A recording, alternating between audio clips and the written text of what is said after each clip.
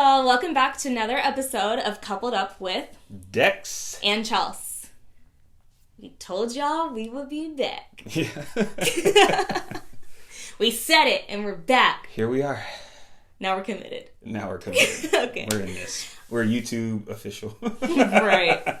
Anyways, so last week we talked about wedding stuff, and we ended that with saying we've been fighting. Mm-hmm. And there's been things that have been going on and all that jazz. And so we're here to talk about that and discuss it and see if we can possibly help you out in your relationship. And maybe not even, romantic relationships, but all types of relationships.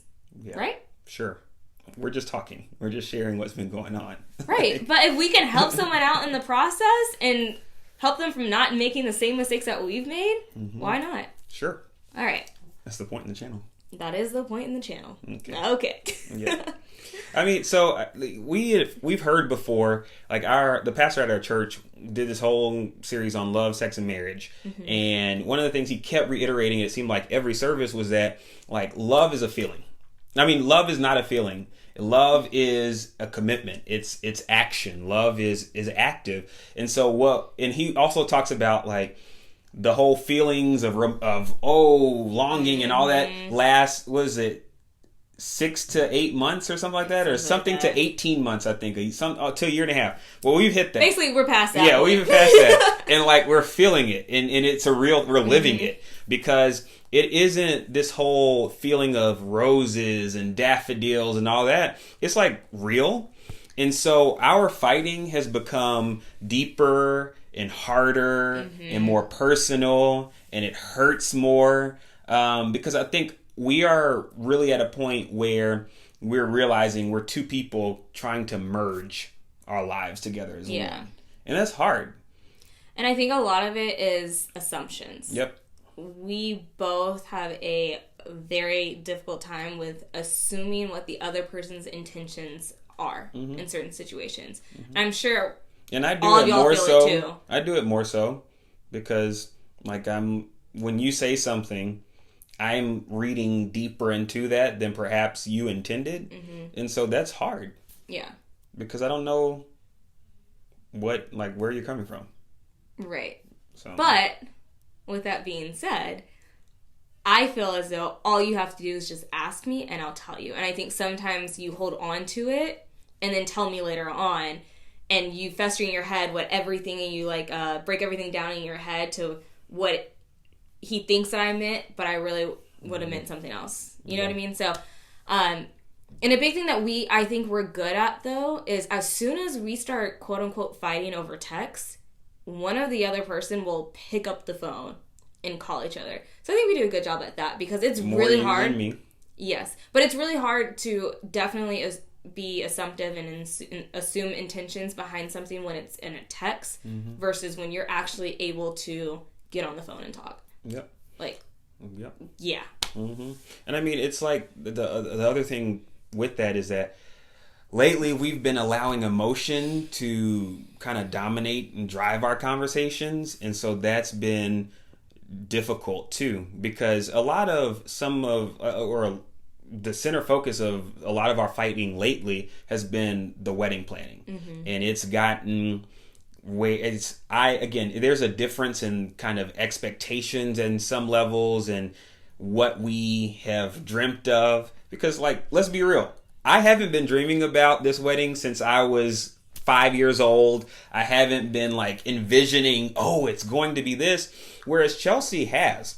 And she has this vision of what the wedding will be. And, Chelsea's been very inclusive of me in the process. I want him to have an opinion. She says she wants me to have an opinion. See, look at this. She says she wants me to. But I want you to have an opinion. But the constant message I get every time we talk about the wedding planning with anybody is you realize it's her wedding, not yours, right? And it's okay, over and over and over again. And so so why do you let them get to your head? But that it's because he tells me, don't let anyone get to you with other stuff. Who cares what other people think? Yeah. Don't let other people get in your head about things and blah, blah, blah.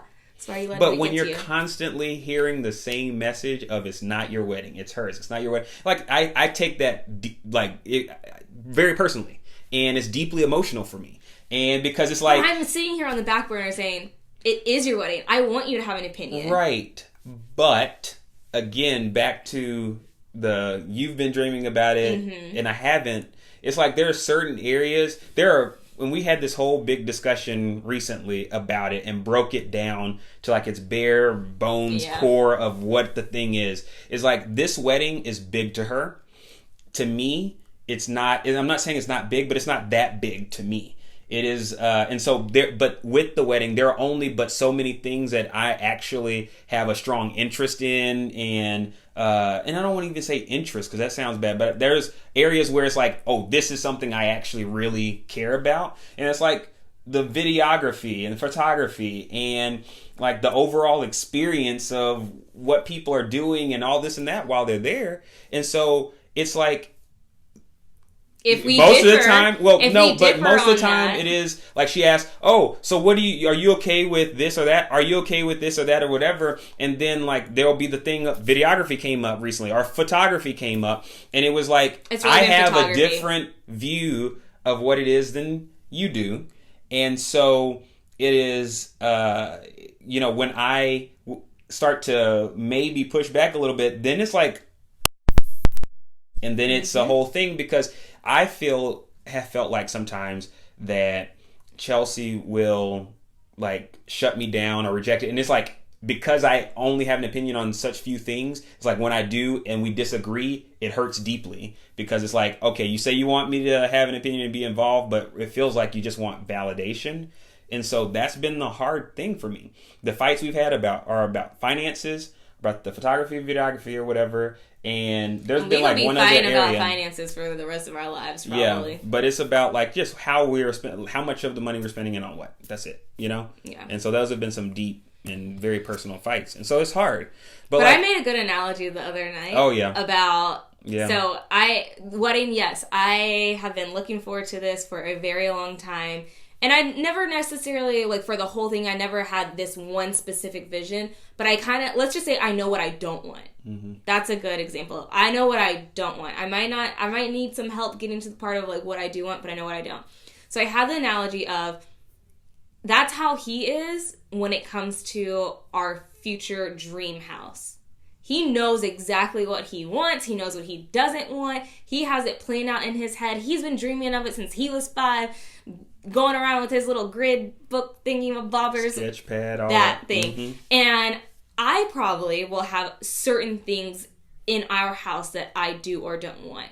Probably about the same amount as you do with the wedding, right? Mm-hmm. So I gave that analogy to him the other night, and he was like, "Yeah, you have a point. You have a point." Because he's like, "I don't know necessarily how I would react. I would hope that I would react this way, but I don't know if we both know for sure how he's going to react if he's like." I've always dreamt of a house that has a detached garage. And I'm like, well, I've always dreamt of a house with an attached garage. Like, I really want an attached garage. Mm-hmm. So it's like, it's just really trying to figure out where we can compromise. And I have to get my emotions under control and not think that it's a personal thing as well and respond better. Which he said, like, with certain things I have, but with certain things I haven't. It's like we always hear when we have to deliver bad news to somebody, the sandwich, right? A good thing, you get the nasty baloney fake stuff in there, and then follow it up with the good thing. The compliment sandwich. Yeah, something like that. But where it's like, instead of when I'm saying, oh, I really think we should have these big, huge letters that say love at the wedding. And this is like a good example of where Chelsea did this really well recently. Because I seen it, I was like, oh, that would look cool. And she was like, okay, I don't know if I can necessarily see that. I've never envisioned that. But like, can you find some examples of that? And so I can see, and maybe we can talk about it. Ultimately, she might not want that at the wedding. But like, I at least felt like, okay, I have an idea. You're being heard. And I was being heard. Exactly. Mm-hmm. And so, yeah. So those have been deeply emotional, all that. But like, in those moments when we're being so emotional, or in these arguments, we lose sight of the big picture because we're too stuck in the weeds of this situation. And I'm really bad at this, is that it's like I make a mountain out of a real small molehill. And it's just hard because, it's all wrapped up in emotion, and it's like, well, do you like, how deep is your love for me if you're treating me this way, or how, is this endemic, or is this an example of how you're going to be throughout our whole marriage? Yeah. Like, and I always, it's a downfall of mine, but in all these situations, I think of all the worst things that could happen so that I could like prepare my heart for it and all that. Cause I'm not like, I'm fragile. I am fragile. I'm a Scorpio. I've learned that that's a thing. I am emotional. I didn't know that. I'm emotional. But like, it's hard. It's hard for me to see the big picture. And in counseling, so we've still continued to go to counseling. And that's been great. Our counselor, our therapist is great at listening to the both of us and messaging to the other what it is that we're trying to say. Yeah. And we're able to receive that. But one of the things that she talked about, we had a really big fight, really big fight recently, or not too long ago. And she was talking about, because I had all these fears of, is this what the marriage is going to be like? Is this what I'm going to have to experience the rest of my life, about this one or two little small situations? And she basically was just talking about the bigger picture. Like, Chelsea loves you, Dexter. Can you not see that? Because she does X, Y, and Z. I was like, oh yeah, she did do that. Oh, and do you remember she did da-da-da-da? And oh yeah, she did that. And I felt great. Now all these feelings of like, I recall how I felt, and I'm like, why am I so mad about this? And I lose myself in that. Yeah. It's not good. But I mean, I think we're very different in that sense. Like, it does not take me long at all to quote unquote get over a fight. And so you're working on that. Yep.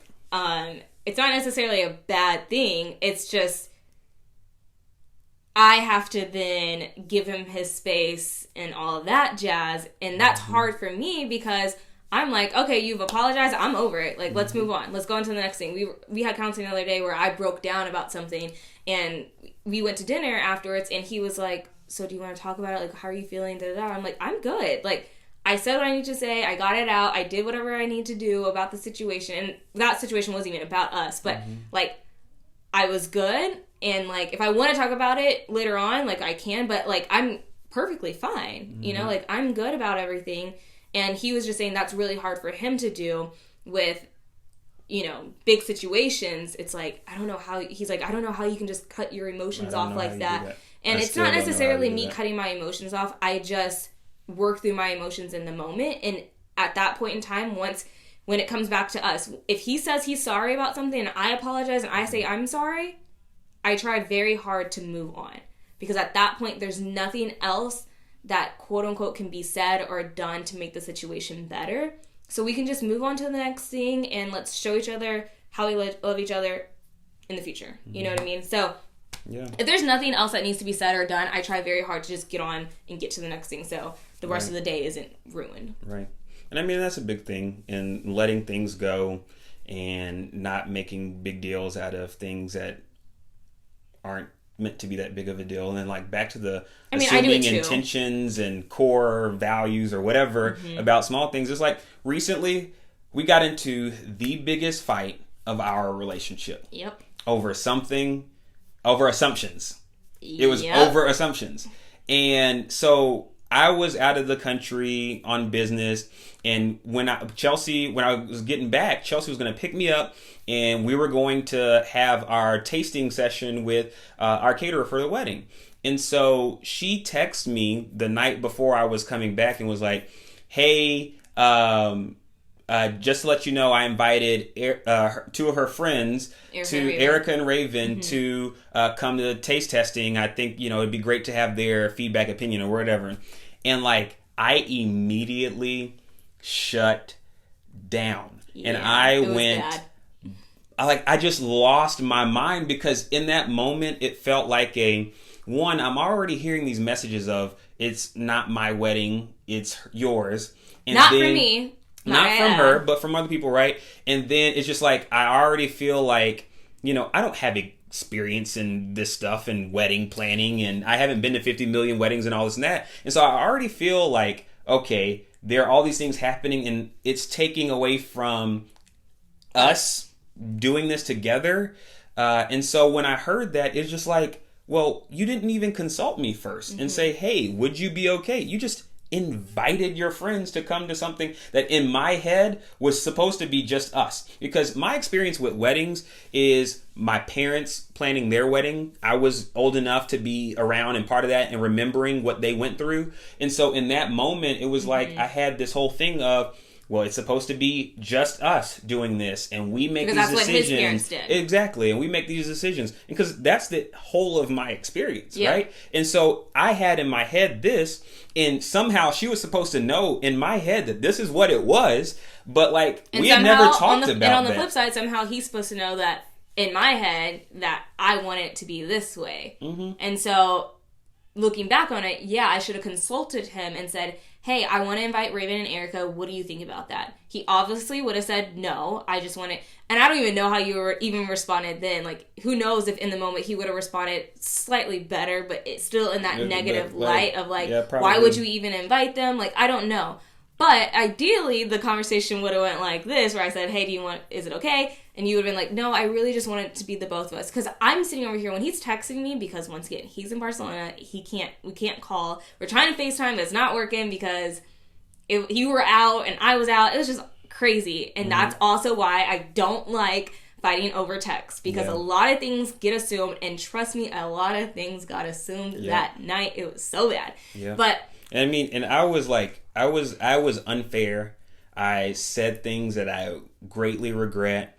And like, ultimately I got into this point where it was just, again, I was so stuck in the weeds of this moment and how I felt about this moment that I didn't see the bigger picture. And I was just like, if this is what it's going to be, then you have your wedding. You plan your wedding. You tell me where to show up. Whatever. I'm like, done. Just do your thing. Oh, and by the way, at this point, when he's saying all this stuff, he's about to get on a plane. Yeah. So now he's to come back to the United States. So now we're really not about to talk like the entire night. And I'm like, cool. Yeah. Cool.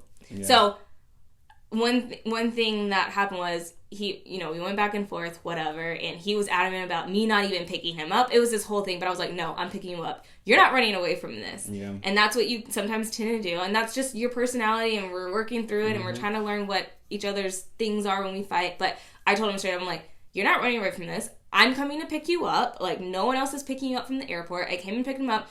We had a very good and long conversation in the car, and he, you told me you spent some time on the plane looking back through the texts and stuff, and he was like, I was unfair, he apologized, blah, blah, and we talked about, that's what I found out about his experience with his parents, and this is what he had an idea in his head.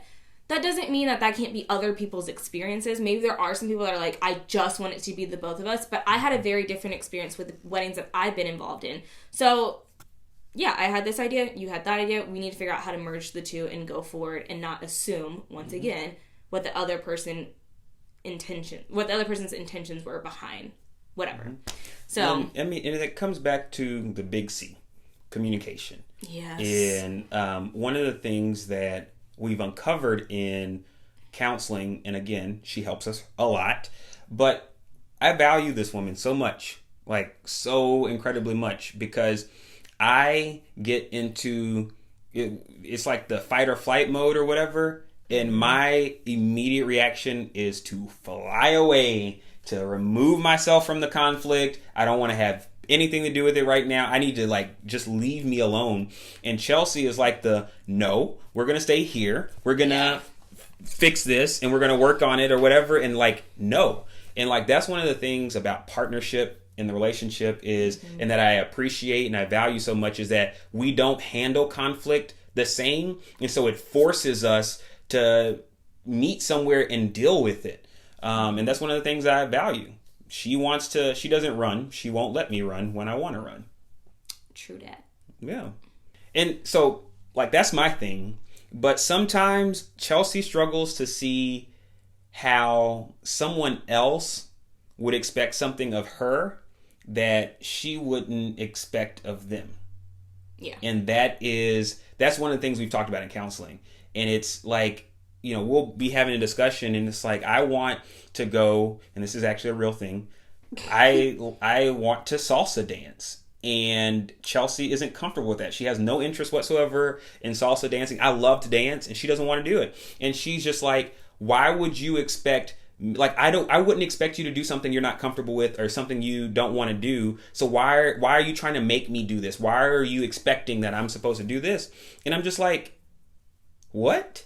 Like, like, it's something I want to do. It's the partnership or what have you. But like, one of the things that we've gotten to is that Chelsea, sometimes, and I don't want to talk, I'm not talking at you or about you, like whatever, but it's like understanding that in this partnership, it is the like compromise and doing things is like, sometimes we have to do things we don't want to do because we are two completely different people trying to figure out how to meet each other's needs. And it's that true understanding of where I'm coming from. And the same thing for me, I have to understand where she's coming from on things. But one of the things that our therapist or counselor, I don't know what technically she's called, but whatever. One of the things that she said was in regards to you expecting me to do these things that I wouldn't do. But she was asking him, like, do you think by her not wanting to do those things, do you think that she doesn't love you because of that? Or loves you less or something like that? And I think you said something along the lines of, like, maybe a little bit. And she's like, but no, that's not the case. Just because she's not doing something for you that you would do for her doesn't diminish the love that she has for you. Mm-hmm. It's just a preference. Mm-hmm. So I think he was possibly, now he knows that I love him, but I think he was possibly just like questioning things of like, why wouldn't she do this for me? I would do it for her. Like, what do you mean you don't want to do whatever it is? Not even like salsa dance. It could be something else. Like, you know what I mean? Like, why wouldn't she do it? I would do it for her. Like, and I would be willing to do it. And I would be open to do it and whatever. But that doesn't mean that I don't love you any less. Mm-hmm. So, yeah. But. So the real big thing that I have discovered in this whole process is that, like, your boy is more complex than he thought. Like, I realized that, whereas I thought things it's either it's this way or it's that. Like, it's so much more deep than that when it comes to me. And Chelsea is very simple. It is, if I say this is what it is, that's how I feel, and this is how it is. And so that's one of the things that we've learned, and oh gosh, I'm like an onion. Yeah, well, because like I will say something, and then as soon as I say it, because I just know how he is, I'm like, don't think too deep into that. That's like, don't try to uncover what I really meant by that, because what I really meant by that is what I just said. Mm-hmm. So don't think deeper into it, because for me, it's not that deep. Yeah. For me. But for him, I have to like ask him all these questions and all these different things. So it's just a little different for the both of us. Mm-hmm. But yeah. So main thing here is that we're working on it, and we're being open to discovering what the root of our issues are and working through that. Yeah. And I think we're coming out way stronger, and it's good we're having these fights now before we get married, because we will be able to really deal with things, real bigger issues when they come. Yeah. So, yeah, that's it. Sorry, our other camo went out, so we're facing you guys now. But thanks again for watching, you guys. We really do appreciate it. Hopefully you're happy that we're back. I don't know. It doesn't matter. It doesn't matter. I hope people are excited and happy to see it. If you're watching this, at least, shoot. But anyways, thanks again. Like I said, make sure you hit that subscribe button. Wherever it is. Here. What else do they need to do? Do you know? And you need to hit that notification bell. There you go. I remembered it that time. You did. Yep. And we will see you guys next week. Deuces. Bye, guys.